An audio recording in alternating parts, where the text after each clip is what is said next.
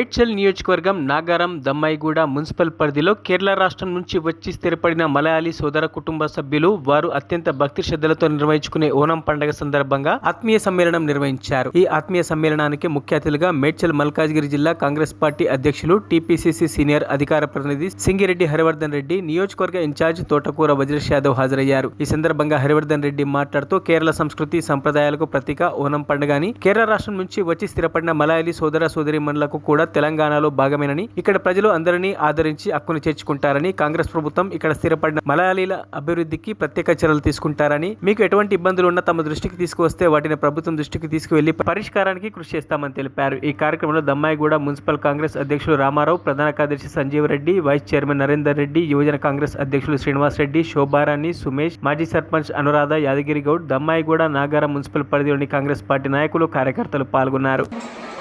అందరూ కూడా జరుపుకునేటువంటి పండుగ సంక్రాంతి పండుగ. చాలా పెద్ద ఎత్తున అందరూ కూడా ఇక్కడ కుల మతాలకు అతీతంగా సంక్రాంతి పండుగ జరుపుకుంటాం. అదేవిధంగా ఓనం పండుగ కూడా చాలా పెద్ద ఎత్తున జరుపుకుంటారు. నేను గత 3 సంవత్సరాలుగా ప్రతి సంవత్సరం కూడా మీ పండుగకు అటెండ్ అవుతా ఉన్నా. మరి మీతో ఉన్నటువంటి అనుబంధం చాలా పెద్ద బంధం నాదే. నాకు పొద్దున లేస్తే సాయంత్రం దాకా కూడా నేను ఉండేది బోయినపల్లిలో అయినా కేరళ వాళ్ళందరూ కూడా నా చుట్టుముట్టే ఉంటారు. అక్కడ కూడా అందరితో అనుబంధం ఉంది.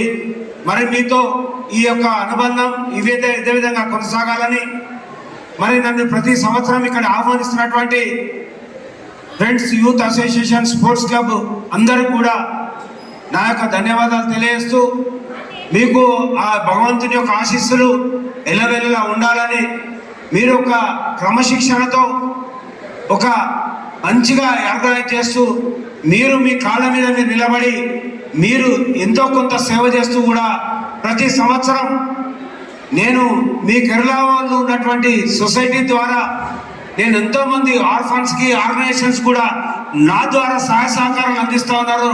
దానికి ముఖ్య కారణం ఇక్కడ ఉన్నటువంటి బాబు ఉన్నుని ప్రతి సంవత్సరం కూడా కొన్ని లక్షల రూపాయలు నా ద్వారా పేద ప్రజలకు సేవ చేపిస్తున్నాడు. బాబు ఉన్నని ఒకసారి లేదు దండం పెట్ట అందరు.